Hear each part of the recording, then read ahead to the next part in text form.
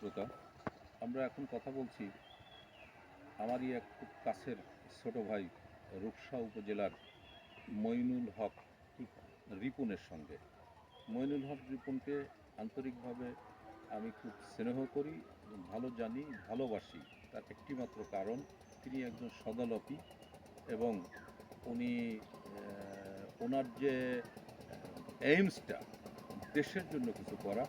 উনি গরিবের ঘরে জন্মগ্রহণ করে হয়তো বা বড় কিছু করতে পারে না, সাধারণ জীবনযাত্রা করে, কলম বিক্রি করে তার জীবিকা নির্বাহ করে।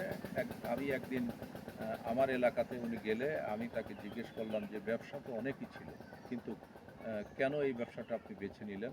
তার প্রত্যুত্তরে উনি বললেন যে এই কলমটাই হচ্ছে আমার প্রিয়, এবং আমি জানি যে কলমটা হচ্ছে শহীদের রক্তের চেয়ে কলমের মূল্য অনেক অনেক অনেক বেশি। তাই উনি এই পথটা বেছে নিয়েছেন। তো আমি আশা করব যে ওনাকে ওনার উদ্দেশ্যটাকে সফল হোক। যেমন আজকে যারা উন্নত পর্যায়ের শীর্ষে স্থানে পৌঁছাইছে, আমি বলবো যেমনটি আমাদের আকিজ সাহেব, আকিজ গ্রুপ ইন্ডাস্ট্রির মালিক, উনি শুরু করেছিলেন ছোট্ট একটু ইসের পাতা দিয়ে বিড়ি বানানো, ধূমপান। আজকে উনি এখানে কতগুলো কোম্পানির মালিক। তো এরকম আরও অনেক আছে।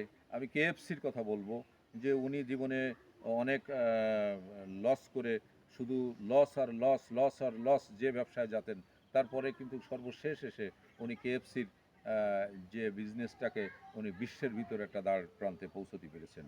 আমি ভারতের রতন টাটার কথা বলবো যে তিনিও ক্ষুদ্র থেকে শুরু করে উনি আজকে বিশ্বের ওয়ার্ল্ড ওয়াইজ একটা পর্যায়ে উনি পৌঁছতে সক্ষম হয়েছেন। তাই আমি বলবো আমার ছোট ভাই উনি যেটা নিয়েই শুরু করছে, এটা নিয়েই উনি কামিয়ার হবেন। আমি শুধু দর্শক শ্রোতাদের কাছে অনুরোধ করব, তার এই কলমটুকু আমরা একটা কলম নিয়ে, কলম নিয়ে আমার ছেলে মেয়েদের জন্য, কাজের জন্য এটা করে আমরা একটা কলম দিয়ে তাকে সহযোগিতা করব।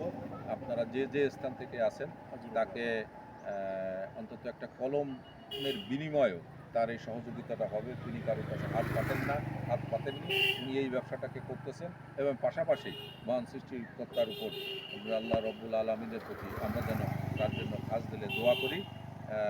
এই কামনা করে আমি আমার সংক্ষিপ্ত ভালোবাসাকে ওকে দেখাইতে চাই। দর্শক, আপনারা সবাই আমার ছোটো ভাইয়ের জন্য দোয়া করবেন। আমিন সুম্মা আমিন।